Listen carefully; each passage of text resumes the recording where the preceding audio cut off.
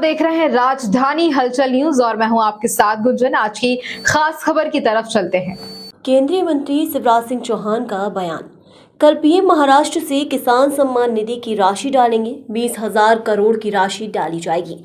उत्पादन बढ़ाना, लागत घटना, ठीक दाम देना, वैल्यू एडिशन, प्राकृतिक खेती पर जोर है। इंपोर्ट ड्यूटी 0% थी, वहीं अब 27% हो गई है। सोयाबीन, मूंगफली, सूरजमुखी पर लागू, इससे सोयाबीन के दाम 500 रुपए बढ़ गए हैं। इससे किसानों को लाभ होगा। भावांतर योजना का भी राज्य लाभ ले सकते हैं। वहीं बासमती पर मिनिमम एक्सपोर्ट चार्ज खत्म कर दिया है, इससे बासमती के अच्छे दाम मिलेंगे।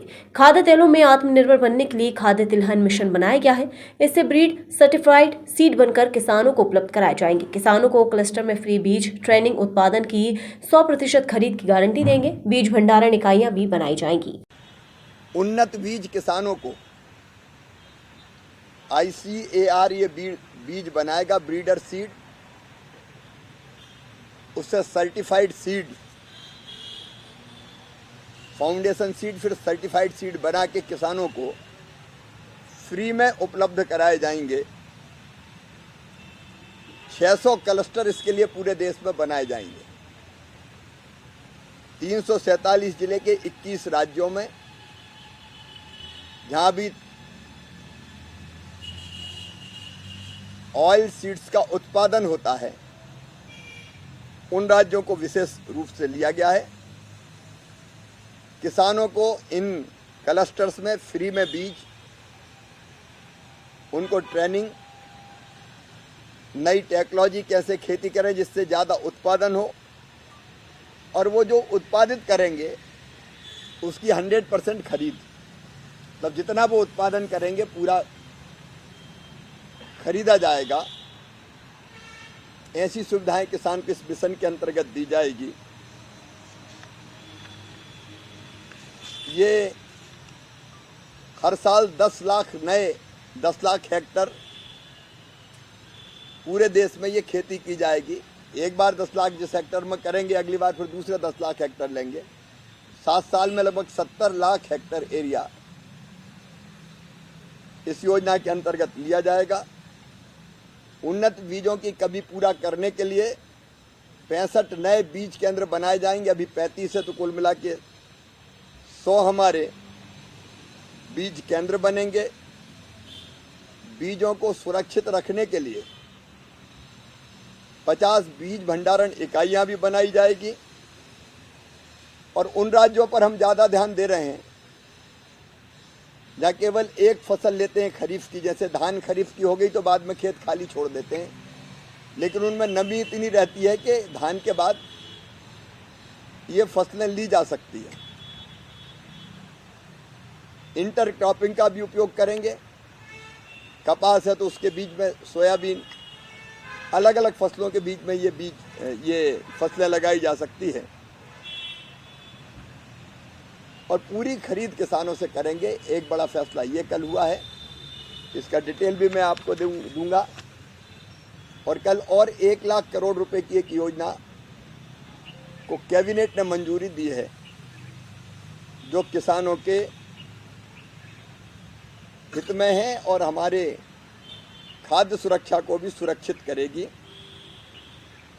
हमने 2 योजनाएं, एक प्रधानमंत्री राष्ट्रीय कृषि विकास योजना और दूसरी कृषि उन्नति योजना, ये 2 योजना बनाई हैं। इन योजनाओं में कुल मिला के 1,01,321 करोड़ 61 लाख रुपया खर्च होंगे। इन योजनाओं में मृदा स्वास्थ्य प्रबंधन, वर्षा आधारित क्षेत्र का विकास, कृषि वानिकी, परंपरागत कृषि को बढ़ावा देना, फसल अवशेष प्रबंधन, कृषि का यंत्रीकरण, पर ड्रॉप मोर क्रॉप,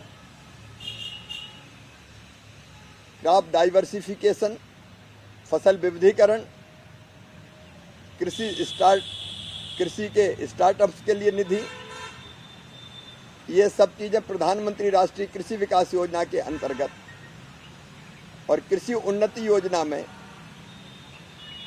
जो विशेष रूप से खाद्य सुरक्षा सुनिश्चित करेगी देश की, राष्ट्रीय खाद्य सुरक्षा और पोषण मिशन, राष्ट्रीय खाद्य तेल मिशन,